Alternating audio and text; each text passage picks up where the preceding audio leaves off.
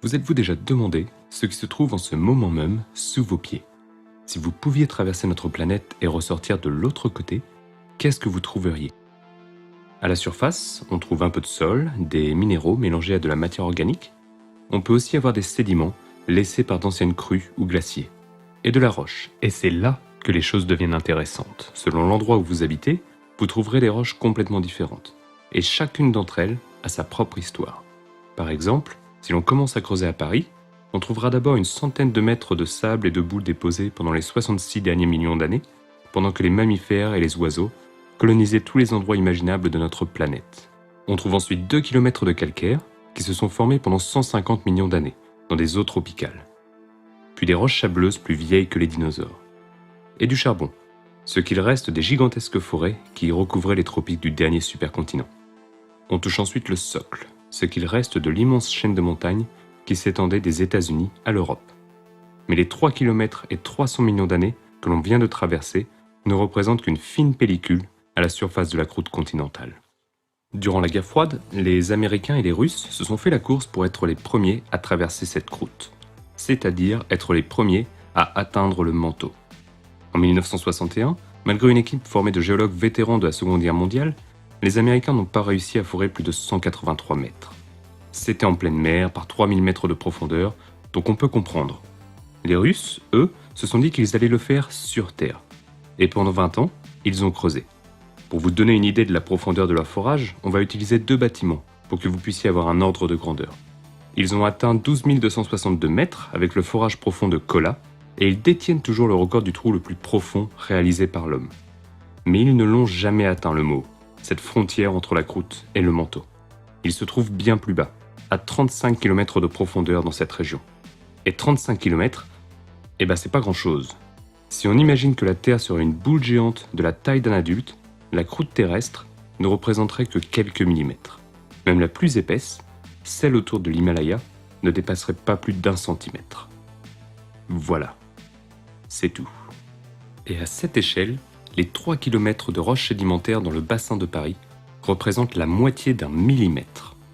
On représente souvent ce qu'il y a sous nos pieds avec des coupes géologiques qui ressemblent à ça, comme si on coupait la croûte et qu'on l'ouvrait pour voir les différentes couches à l'intérieur. Mais si on les dessinait vraiment à l'échelle, ça donnerait plutôt ça. On voit rien. On vit donc sur une fine croûte de roche composée principalement de silicium, d'oxygène et d'aluminium. Et en dessous de cette croûte, les éléments changent. On passe ensuite dans le manteau. On ne l'a pas encore atteint en creusant, mais on sait de quoi il est fait grâce aux morceaux qui ont été arrachés lors de collisions, ce qui nous permet de savoir de quoi il est composé. On sait donc qu'il est beaucoup plus riche en magnésium que la croûte. Mais tous ces dessins que vous avez vus avec un manteau rempli de magma, ça prête à confusion, car le manteau est fait de roches vertes qui ne sont pas fondues. Le manteau n'est pas fait de magma. Mais étant donné que ces roches solides sont à 1000 degrés, en effet, elles apparaîtraient certainement rouges à nos yeux. Il y a plusieurs zones dans ce manteau. La partie la plus haute est relativement froide. On parle quand même de 1000 degrés, mais pour le manteau, ça reste frileux. Et en conséquence, cette partie du manteau est complètement solide. Avec la croûte, elle forme ce que l'on appelle la lithosphère. C'est de ça que sont faites les plaques tectoniques. Ces plaques tectoniques, elles ont donc une base faite de manteaux solides. Puis la température augmente en profondeur, et le manteau n'est plus solide.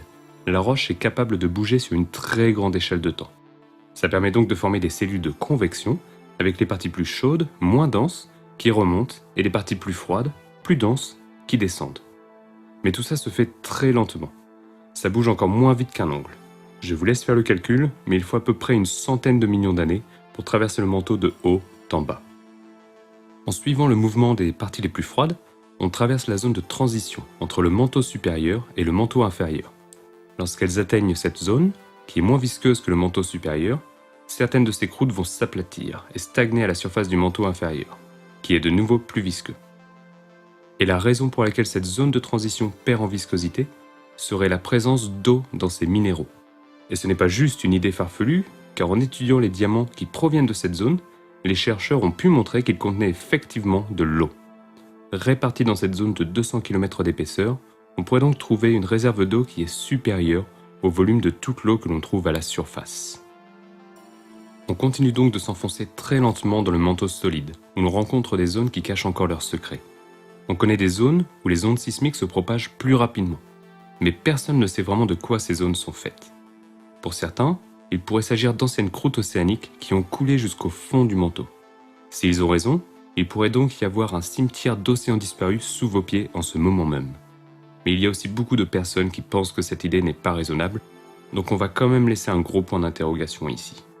On rentre ensuite dans le noyau externe, et là, c'est un autre monde, du fer liquide, qui bouge. Certains courants qui animent cette partie du noyau sont à l'origine du champ magnétique qui nous protège des rayons solaires. Mais ce ne sont pas les seuls courants qui remuent le noyau. On a même récemment découvert un courant rapide entre le Canada et la Russie, comme une rivière de fer liquide à 3000 degrés qui s'écoule 3000 km sous les pieds des Inuits.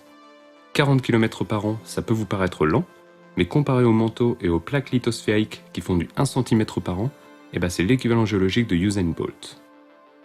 Et ça peut vous paraître lointain comme endroit, ce noyau, mais ces courants de fer liquide sont plus proches de vous que l'Égypte ne l'est. À 5150 km, on retrouve enfin du solide, la graine.